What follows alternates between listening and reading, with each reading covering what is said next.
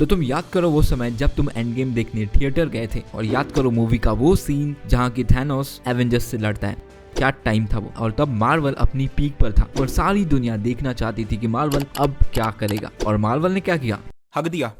End game के साथ ही खत्म हुआ द इन्फिनिटी सागा, जो कि मेरी लाइफ का बहुत ही इंटरेस्टिंग सा पार्ट था, और आई एम श्योर कि आपकी लाइफ का भी होगा। Iron man, Thor, captain America जैसे कैरेक्टर्स को देखते हुए हम बड़े हुए हैं, और इनके लिए अलग ही रिस्पेक्ट है हम लोग के हार्ट में। और एंड गेम के साथ ही वो सारे कैरेक्टर्स भी चले गए जिनके लिए कि हम रिस्पेक्ट करते थे, और सारा मार्वल एकदम बंजर सा हो गया, और दिल से एक ही बात निकल रही थी कि मार्वल में अब वो बात नहीं रही। तो ऐसा क्या हुआ कि दुनिया की सबसे बड़ी मूवी फ्रेंचाइजी अपने फैंस को वो नहीं दे सकी जो कि उसके फैंस चाहते थे, इतना पैसा होने के बाद भी। देखते हैं इस वीडियो में, तो अपन पॉइंट वाइज इसको डिस्कस करेंगे। पहला पॉइंट जिसकी वजह से मार्वल का फेज 4 फेल हुआ वो है कोरोना, और कोरोना ने डेफिनेटली सबको इफेक्ट किया, मार्वल को भी किया। ऑलमोस्ट 1 साल तक मार्वल की तरफ से कुछ भी नहीं आया था, और उस बीच इन्होंने काफी सारे चेंजेस किए अपने कंटेंट में। और जब लॉकडाउन बंद हुआ वो पूरी तरह बंद नहीं हुआ, मतलब कुछ कंट्रीज में लॉकडाउन था और वहां के एक्टर्स आ नहीं पा रहे थे सेट पे, और इसकी वजह से स्टोरी में फिर चेंजेस करने पड़े और स्टोरीज बुरी बनती गई। जैसे कि वांडा विजन के लास्ट एपिसोड में डॉक्टर स्ट्रेंज का कैमियो था, लेकिन वो भी कोरोना के कारण निकालना पड़ा क्योंकि बेनेडिक्ट कम्बरबैच आ नहीं सकते थे सेट पर। फिर नेक्स्ट रीजन है डिज्नी प्लस के शोज। तो इस फेज का टोटल वॉच टाइम यानी कि सारे टीवी शोज मूवीज का टोटल टाइम मिला के 50 घंटे से ज्यादा है, और अगर हम फेज 1, फेज 2, फेज 3 का टोटल टाइम करें तो वो भी 50 का है, यानी कि जितना कंटेंट पूरे इन्फिनिटी सागा में नहीं था उतना बस मल्टीवर्स सागा के एक फेज में था, जिसमें कि सबसे ज्यादा कंट्रीब्यूट किया डिज्नी प्लस के शोज ने, जो कि 8 शोज थे फेज 4 में। तो ये तो ह्यूमन साइकोलॉजी है कि आप किसी चीज को किसी को बहुत ज्यादा देंगे तो उसकी वैल्यू उसके लिए कम हो जाएगी, और जो वो प्रोडक्ट बना रहा है उसकी भी क्वालिटी खराब होगी। और मुझे कुछ प्रॉब्लम नहीं है ज्यादा कंटेंट से, लेकिन अच्छा तो बनाओ यार। 8 सीरीज में से 1 या 2 सीरीज की स्टोरी अच्छी थी, बाकी तो एवरेज थी, और कुछ तो छोड़ो। फिर नेक्स्ट पॉइंट है bad stories and missed opportunities. और अगर हम फेज 4 को देखें तो बहुत से प्रोजेक्ट्स की स्टोरीज अच्छी नहीं थी। अब ब्लैक विडो का ही देख लो, एक तो प्रीक्वल था और इन्होंने पूरी ताकत येलेना को सेटअप करने में लगा दी। फिर हॉकाई के साथ भी सेम, और थॉर लव एंड थंडर तो क्या ही था। और बैड स्टोरीज के साथ ही इन्होंने काफी सारी अपॉर्चुनिटीज मिस कर दी। और फेज 4 में एक ही मूवी थी जिसने कि अपना पूरा पोटेंशियल यूज किया,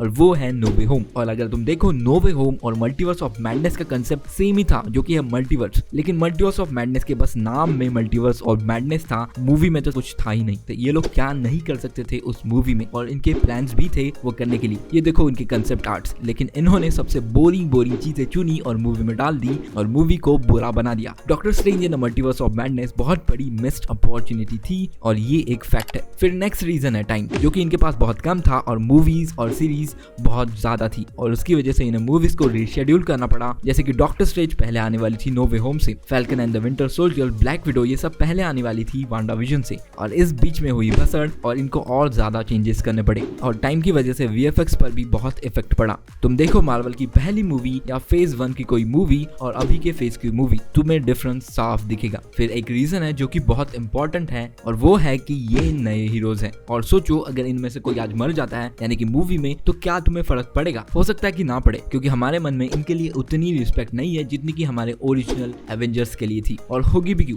तुम अगर देखो इन लोगों ने ऐसा कुछ स्पेशल किया ही नहीं है कि हम इनकी रिस्पेक्ट करें। मारिया रैम्बो जो कि वांडा विजन में थी, उसने बच्चों को बचाया वांडा के। शैंची ने किया, लेकिन वो भी अपने लोगों के लिए। मिस मार्वल कुछ लोगों से लड़ी, लेकिन वो भी विलन्स क्या विलन्स थे, मैं तो बोलूंगा one of the worst villains थे मार्वल में। और केट बिशप जो कि इन सबसे सुपीरियर है, क्योंकि एक किंगपिन से लड़ी, और मेरे मन में इसके लिए बहुत रिस्पेक्ट है।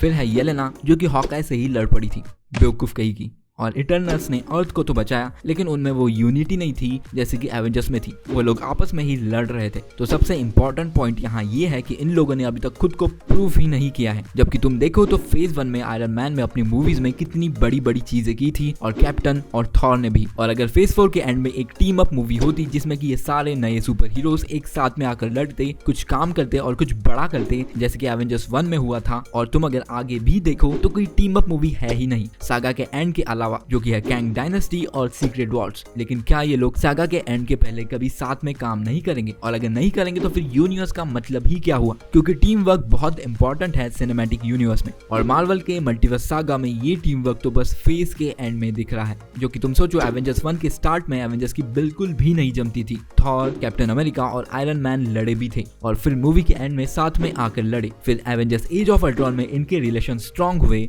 फिर सिविल वॉर में रिलेशंस बिगड़े, और फिर इन्फिनिटी वॉर और एंड गेम में फिर साथ आकर लड़े। और इसीलिए हम इन कैरेक्टर्स को इतना पसंद करते हैं, क्योंकि ये कैरेक्टर्स बहुत कुछ रिस्पेक्टेबल कर चुके हैं अब तक। तो क्या ये सारी चीजें, साथ में आना, कन्फ्लिक्ट करना, फिर रिलेशन स्ट्रांग करना, फिर साथ में आकर एक बड़ी पावर से लड़ना, क्या ये बस 2 मूवीज कर पाएंगी? मेरा तो ओपिनियन है कि हर फेज के एंड में एक एवेंजर्स मूवी या कोई क्रॉसओवर मूवी होनी चाहिए, जो कि फेज 4 के एंड में नहीं थी। और अगर हम आगे के फेज देखें, जो कि है फेज 5, तो इसमें एक टीम अप मूवी है थंडरबोल्ट्स, लेकिन वो विलन्स की टीम है। फिर है captain America new world order, जो कि कहा जा रहा है कि टीम अप मूवी हो सकती है सिविल वॉर की तरह। और अगर फेज 6 में देखें तो यहाँ 2 एवेंजर्स मूवी है, लेकिन ये फेज का एंड है। तो अभी हमारे पास बस एक ही ऑप्शन है कि वेट करो और खुद जान लो। और वीडियो पसंद आया हो तो लाइक करो और सब्सक्राइब भी कर लो।